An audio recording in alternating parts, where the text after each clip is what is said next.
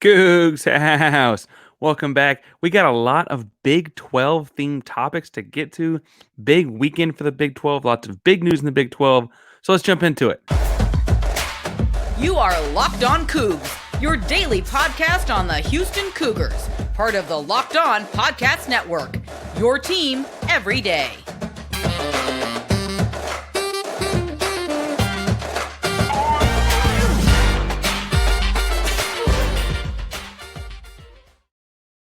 Welcome to Locked On Cougs, daily podcast about your Houston Cougars.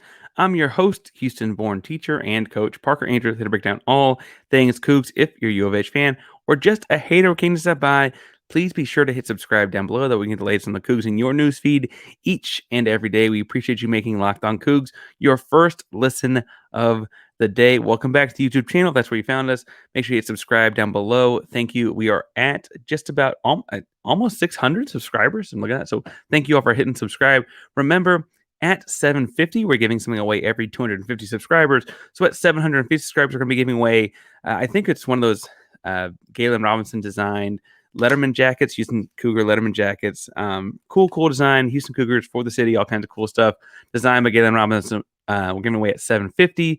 So be sure to subscribe so we get there, and then be liking videos and leaving comments so that we know if you're entered. If you have nothing else to say after a bunch of Big 12 talk and some basketball ranking talk in this episode, tell us what was on the spread for your Super Bowl. We had a bunch of pizza and chips and dips. Pretty solid outing for the Ainsworth household. Now, like I said in the first segment, we're going to talk some about the Big 12 and some news that came out last Friday on the Big 12. Second segment is going to be kind of like spinning that news and seeing what could come next, and expansion further of the Big 12, the new look Big 12. And then in our third segment, we're looking at kind of a little bit of shifting gears and look at how the basketball team could be impacted by the AP poll on Monday. Now, before we get too far, we want to get into the first segment, talk a little bit about Brett Yormark and the information that came out on Friday about the Big 12. But first, I feel like we need to talk a little bit about who Brett Yormark is as we're moving into the Big 12 in the next academic year, right? Next season. I think it's interesting that like Yormark is relatively new to the conference as well. Bowlesby was the previous commissioner of the Big 12. He had a little bit different resume, I would say. And to be fair, Brett Yormark's resume is one that is intriguing and interesting. Now, for reference, Yormark is the kind of guy that's like buddies with Jay-Z. And I don't mean like they're colloquial or they get along. I mean like they're business partner buddies. And Yormark was with him and Rock Nation, the athletic representation group, right? President of the business ops for them. Both relationships with Jay-Z that got him there from having spent a long time as on the business operations side of Barclays Center and working with the Nets. That's obviously where he and Jay-Z got their first relationship built up and started. And it's obviously needless to say, like it's grown, and I think it'd be interesting to see like where could Jay-Z land as the NIL landscape? Like, what does the NIL landscape look like in 10 years? And does Jay-Z somehow get involved in Big 12 athletics? Because I don't know. I don't know necessarily like have any insight to that, but I do know that like they sit courtside at Nets games together, right? Like they're that kind of buddies. Now I would choose Beyonce or Jay-Z, but that's who I would sit with. Maybe that's why I'm sitting here podcasting and Jay-Z's making billions of dollars. Now, the earliest parts of his career of Yormark's career, not Jay-Z's, although I did like the early stuff. The earliest parts of Yormark's career are probably more important to how he'll handle his time with the Big 12, and obviously that ties directly to Houston. In the earliest parts of his career, so the longest thing he's done, he was doing TV deals, brokering TV deals for a bunch of smaller, local-sized Midwest markets. Things like getting Brewers games on televisions, getting Bucks games, Timberwolves games on television in those markets, so that you didn't have to have the national cable sports package or have NBA League Pass or to watch your team. And I think that's interesting because that'll translate fairly directly to how things will happen with the Big 12, right? We can think about how things will happen in the Big 12 a number of different ways, but we just saw this giant TV deal passed. And frankly, that again is this idea of TV deal and media deals. That's the longest thing of Brett Yormark's like working career. And so obviously that's fairly like run of the mill for him. The other thing I think is interesting is that he's an unorthodox commissioner. He does not come from athletics or anything like that. Is not come from college athletics. When you look at like previous guys, maybe before Bowlesby, we go back like further, more like traditional setting guys. They almost always come from like athletic departments or have extensive work in across college athletics to some degree. That's not going to be Yormark. Yormark's going to run with a little bit different kind of crowd outside of his job with Big 12. And I think that's going to influence the kind of decisions he makes because he's not a guy obsessed with things like tradition or style of play or being a basketball conference or a football conference or any of that. Those are all things that you and I probably care a lot more about than Brett Yormark does. Brett Yormark cares about one thing very clearly across his entire career, regardless of title or boss. And that's dollar signs. He only cares about dollar signs. What is going to make him, this conference, these schools in this conference, the most money? And I don't mean that pejoratively or negatively. That's just how you have to understand his actions as you go through them, right? So as you read about like, what could Yormark be thinking? He's thinking making money, right? Now, he might have a different way of making money than you and I have, but he's not thinking about like, what does a traditional Big 12 school look like? Or what does a traditional Big 12 conference look like? Or what does traditional Big 12 football look like? He's not thinking about any of that. He won't be thinking about any of that. And he won't be ever looking to grow in that direction. The goal is, as a conference, let's make the most money. And he did that fairly quickly by early in his tenure. Like he just got hired. He just took the job in August. And then he signs a $2.28 billion TV deal with Fox and ESPN. That deal starts in the 2025-2026 school year seasons, I guess, because it's like school season. So it goes over all the sports. And it runs all the way through 2030 to 31. He had 3 goals when he came in: to sign a new TV deal, did that. Navigate the Texas and Oklahoma exit. He did that and is getting over $100 million for the original 8. Unfortunately, none of that goes to Houston, but he's giving it to the 8 schools that were here with Texas and OU when they got the last TV deal. So he did that. And his third goal was to expand the conference.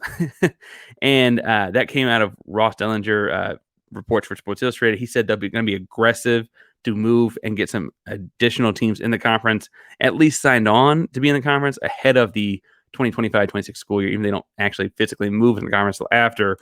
And I have to say that, the expression, I came here to kick butt and chew bubblegum, and now I'm all out of bubblegum, that kind of feels like what Yormark is doing in already, as of last Friday, being very explicit in saying we're going to aggressively seek to add more teams to the Big 12. Now, in the second segment, I would like to talk some about like what those different teams look like or what those schools could be. But first, let's talk a little bit about, we just gave you Yormark's work history. Let's talk a little bit about LinkedIn and where you can post your work history. Now, as a small business owner or hiring manager, you know that success in 2023 depends on the team members you surround yourself with. That's why you have to check out LinkedIn Jobs. With LinkedIn Jobs, you can hire qualified candidates more efficiently by matching open roles with people who have skills, values, and experiences to help you achieve your goals. LinkedIn Jobs helps you quickly attract qualified candidates to your job openings with targeting tools. They go beyond resume data by using insights from your job post, company, and their 875 million member profiles to put your post in front of the most qualified candidates. Identifying the most qualified candidates on LinkedIn Jobs and connect with them fast and for free. LinkedIn Jobs makes it easy to screen and rate applicants based on your job qualifications, all on one platform. It's why small business ranked LinkedIn Jobs #1 in delivering quality hires versus leading competitors LinkedIn Jobs helps you find the qualified candidates you want to talk to faster. Post your job for free at linkedin.com/lockedoncollege. That's linkedin.com/lockedoncollege to post your job for free. Terms and conditions apply. All right. So in the second segment, I said I want to get into some about what schools could be looking to join. And I think the inference that everyone had after hearing the reports on Yormark from Friday were that he's looking to the Pac-12. He's very naturally looking to the Pac-12. And so let's look at the quote that came out in December and kind of break down. In December, it was reported specifically, let's just read the quote. I don't want to get into specifics, and I appreciate the question about expansion, but obviously going out west is where I would like to go.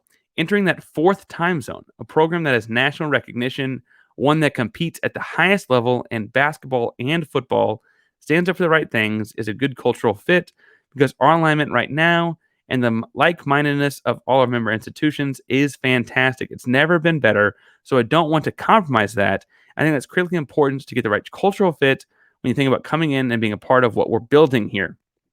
So that means he's thinking big-time schools, Power 5 schools, out west. He wants to get to the late TV markets. He's working across time zones here, and that makes total sense. Currently, you're having UCF, West Virginia, and Cincinnati in that Eastern time zone, right? So they can play it like a 6 o'clock Eastern game, and who cares what time is on the West Coast? They have Eastern time zone fans, right? You obviously move through the Central time zone. You have the heart of your conference, the traditional powers in conference. Adding University of Houston's a big part of that, obviously, but you also have Tech, Baylor, Oklahoma State, right, Kansas, et cetera. You've now added BYU in the Mountain time zone, and he's trying to get into the West Coast, the Pacific time zone, and that way you can kind of have windows of each thing. The other thing I think is really, really valuable here for a guy that values dollars and cents is everyone watches a late night football game on Saturday. Even when you're out and the TVs are on mute, but there is a late night football game on a Saturday night, they're getting dollars for that. That's views, right? And so I understand that might not be something you're sitting at home right now as a Houston fan, staying up to watch Hawaii unless you're chasing gambling bets. And, unless you're doing it at FanDuel.com, I wouldn't say to do that. I just feel like if you're staying up late and watching college football, we're all watching West Coast games. And Yormark's thought is, we need that game. That's the game that has no competition, right? Alabama is not kicking the ball off at 10 o'clock Eastern, right? That's a competition window that you can win just on geography. And so I see this as an interesting window for him to be trying to get. And I think it makes total sense for a guy that, again, sees dollars and cents. Now, he talks about like alignment right now and like mindedness of member institutions. I read that admittedly as looking at bigger programs, right? You're not looking at programs that are, up and coming or may have next or what you're looking for established brands. And that's when you look to the Pac-12, right? The Pac-12 is in a bunch of states that the Big 12 is not currently. And that means you can get the Big 12 network and subscriptions to the Big 12 network in those states. If you can get into Arizona for Arizona or Arizona State, then suddenly people in Arizona that want to be watching that program have to sign up for the Big 12 network. And that's a bunch more subscriptions that you get just by adding people in that state. How many people in Arizona will sign up for just the sports package just to have sports on their television and then get the Big 12 network because Arizona's on the Big 12 network, right? Those kinds of carryovers are the kinds of like impromptu math that go into this, right? The other thing I think is interesting is I had this thought in my notes, and I'd be interested to hear what you think about it. Could you have a Thursday night doubleheader? Because the SEC ain't playing Thursday night games. They seem to be content not getting into that, right? Big Ten doesn't play a whole lot of Thursday night games. They seem to be content not getting into that. Dana said when Houston signed up for the Big 12 that he liked how the Big 12 did Thursday night games. You have the bye week the week before. So in a span of like 2.5 calendar weeks, you only play one game. So you kind of get like 10 days game, 10 days game. Could you get that with a doubleheader by having like a 6 o'clock Eastern kickoff and then a 6 o'clock Pacific time kickoff? Could you stagger them like that?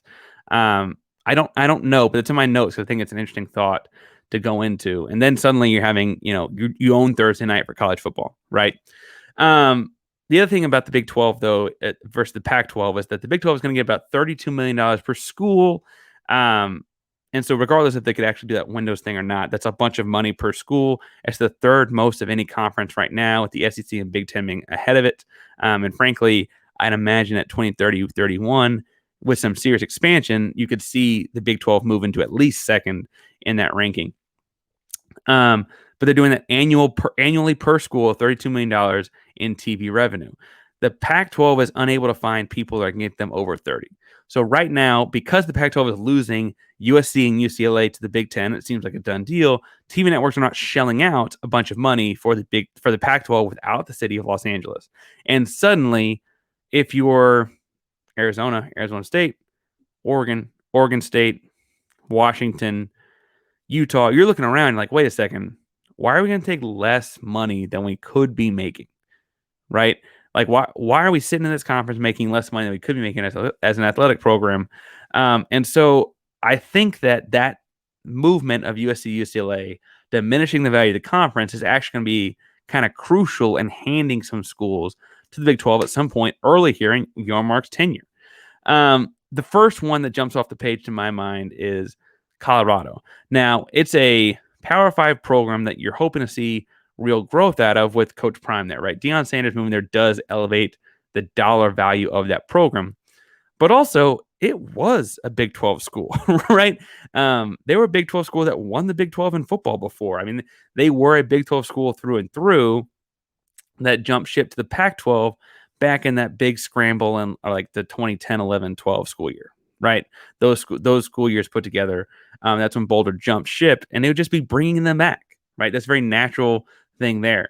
The other thing I think is that if you're going to bring in Colorado Boulder and pull in like the major college athletic program from Colorado, Utah should just jump on almost for free. Now, obviously, nothing is for free, but suddenly you've got BYU, one of their rivals, and Colorado, their Pac-12 rival, and athletically, it would make sense for them to jump over.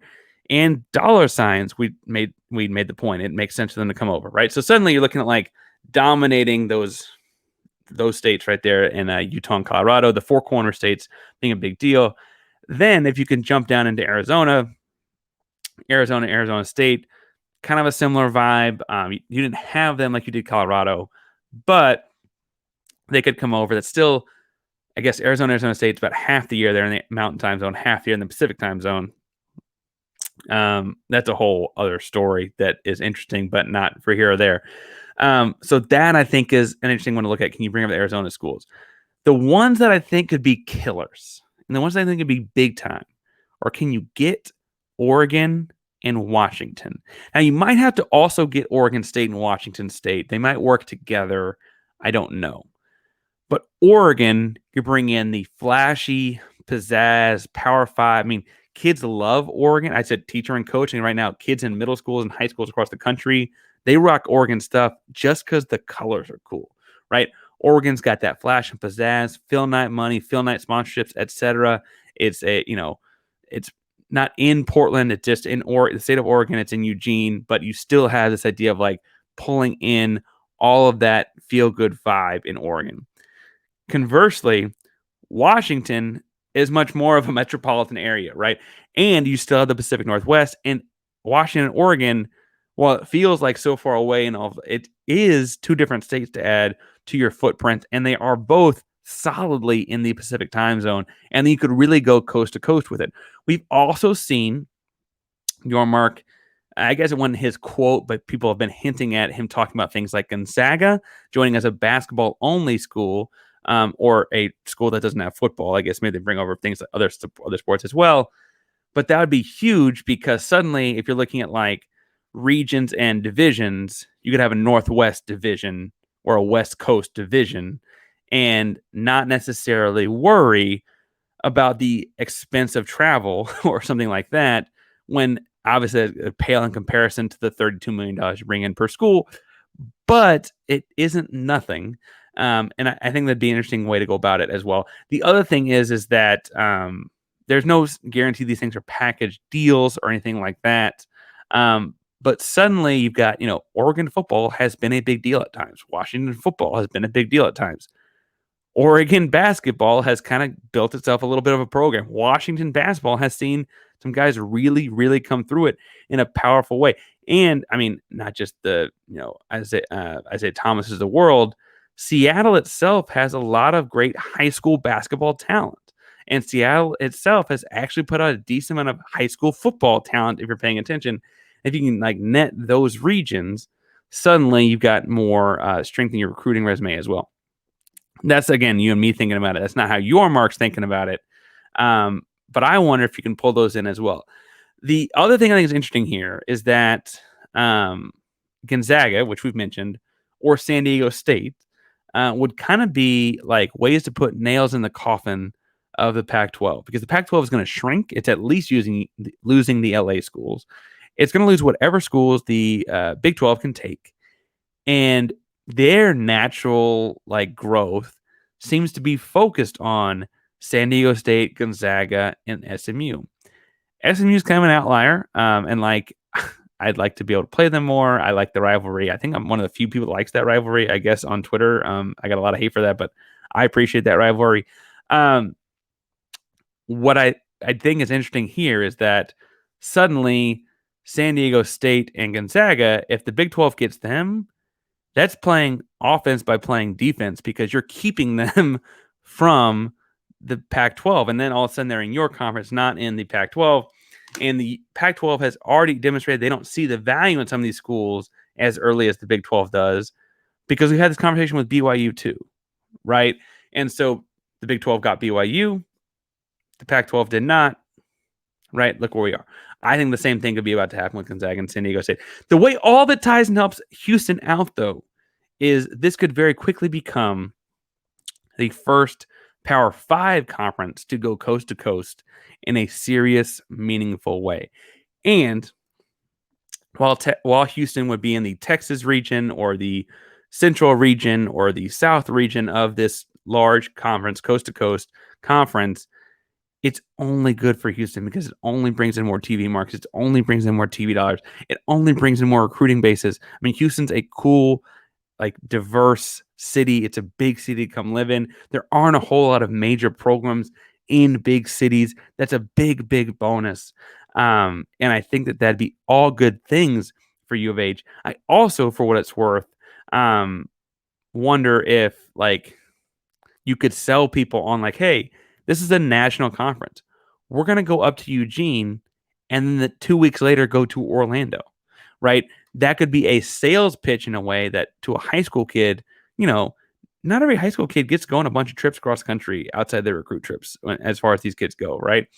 And that could be a big selling point. Hey, we're going to go see the whole country. Jump on board. And I think that those are ways that this could really, really help. But talking about things that could really, really help, let's talk a little bit about Built Bar. Built Bar is a delicious treat without all the fat and calories.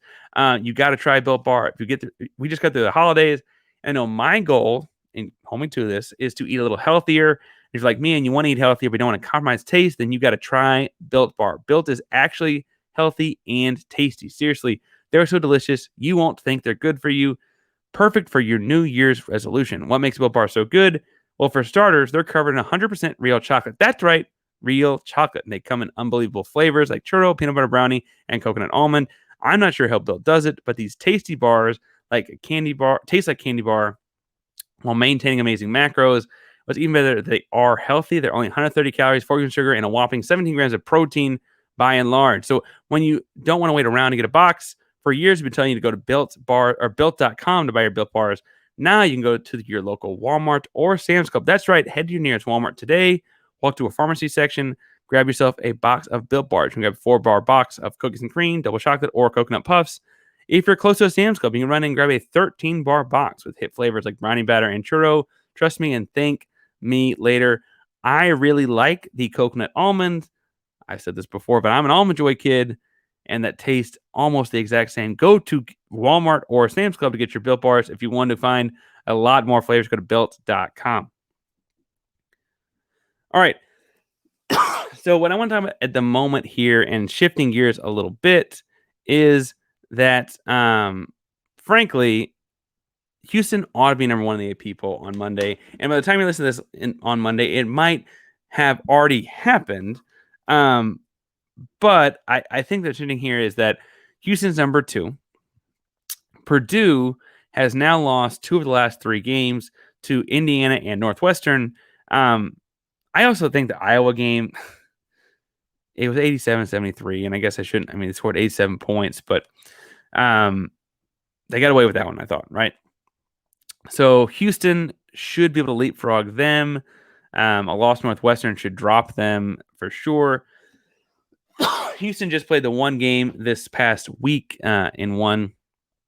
I said relatively handily on Thursday night against Tulsa. Now, as I look ahead here, other teams that could leapfrog Houston that might be worth worrying about, obviously, are number 3, Alabama, who has beaten LSU, Florida, and Auburn in the last, I guess, just over a week, as LSU was Saturday before the last ranking.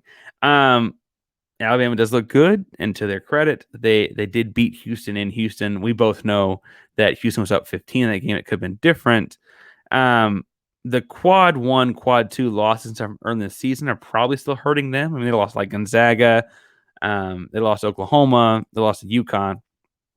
Those are continuing to look worse as the season goes on than they might have looked even at the time with UConn and Gonzaga. So I don't think Alabama would jump Houston on having beaten Auburn. I guess that is a rivalry game. It was on the road, but I don't think they do.